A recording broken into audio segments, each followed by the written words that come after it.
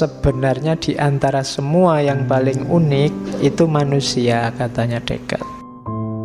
Manusia itu punya dua unsur sekaligus. Dia res extensa juga punya, res cogitans juga punya. Manusia itu ada materinya, ada mainnya. Jadi pemikiran sadarnya. Hewan kan juga punya, katanya Descartes enggak. Hewan itu enggak punya kesadaran tentang dirinya. Jadi hewan itu mekanis saja. Kalau manusia, tubuhnya yang res extensa itu mekanis kayak mesin. Tapi jiwanya tidak. Mainnya tidak. Ya karena dia rasionalis, pikiran mempengaruhi tubuh. Meskipun nanti tubuh sedikit-sedikit juga tubuh mempengaruhi pikiran. Tapi manusia itu kombinasi antara mental dan material. Ini yang disebut dualisme. Jadi manusia itu kayak mesin tubuhnya, sama kayak hewan tubuhnya. Yang membedakan apa? Mainnya. Jadi oleh karena itu, katanya Descartes, perhatikan bahwa yang mekanis punya hukum sendiri, yang main punya hukum sendiri. Yang mekanis ya ada hukum-hukum, kalau kita menyebutnya sunnatullah. Alam materi itu ada sunnatullahnya.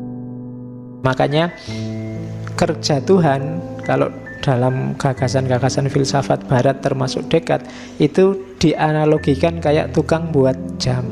Tuhan itu kayak clockmaker. Jadi clockmaker itu tukang buat jam, itu bikin jam. Jamnya sudah berputar sendiri, nggak usah yang bikin jam ikut muter terus. Nanti kamu susah beli arloji sama yang jual. Jadi dia sudah ada hukumnya, muter sendiri, sudah selesai. Alam semesta juga begitu. Oleh Allah diciptakan, oleh Tuhan diciptakan, terus dikasih hukum di dalamnya. Dia mekanis, sudah jalan dengan sendirinya. Ada rumus-rumusnya yang kita sebut sunnatullah.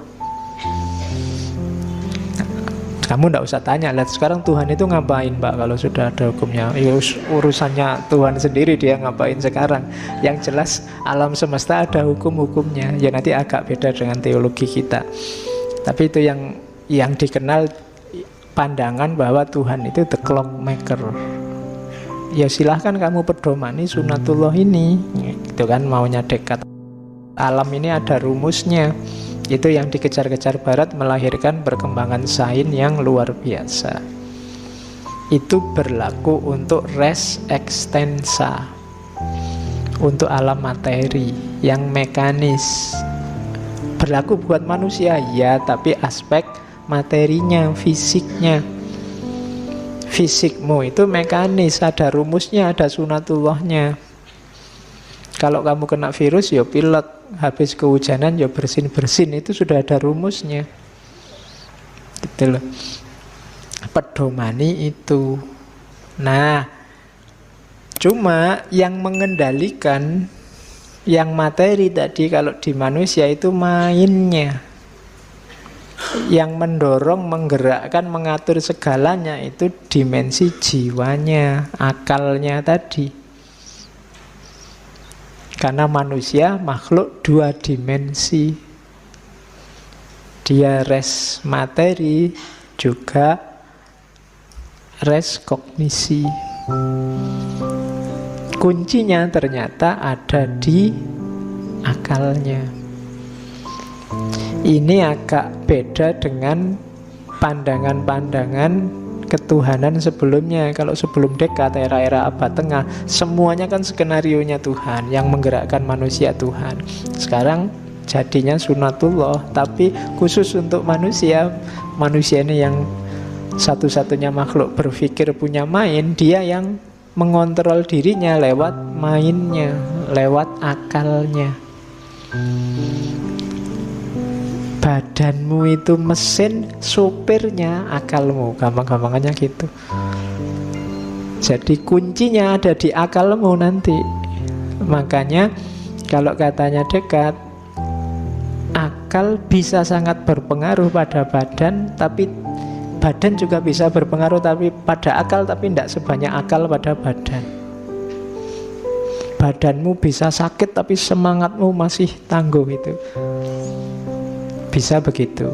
Ya meskipun serba sedikit, kalau kamu sedang sakit pikiranmu tidak bisa jernih, bisa juga begitu, tapi tidak sebanyak akal. Berpengaruh pada badan. Jadi ini gagasan dualisme Descartes. Oke, ya meskipun itu di beberapa bagian tulisannya Descartes menyebut ada 3 nafsu yang harus ditaklukkan agar bisa menaklukkan, mengontrol badanmu dengan sehat. Yang pertama adalah sangat suka atau disebut cinta. Yang kedua sangat tidak suka, yang disebut benci. Kagum, kagum itu membuat tidak rasional. Caramu nyetir badanmu biasanya terus jadi kacau. Penuh gairah, terlalu semangat, terlalu gembira atau terlalu sedih. Kalau tadi analoginya sopir, jadi engkau adalah sopir bagi tubuhmu.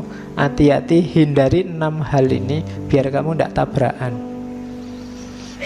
Jadi biar caramu mengendalikan tubuhmu sehat.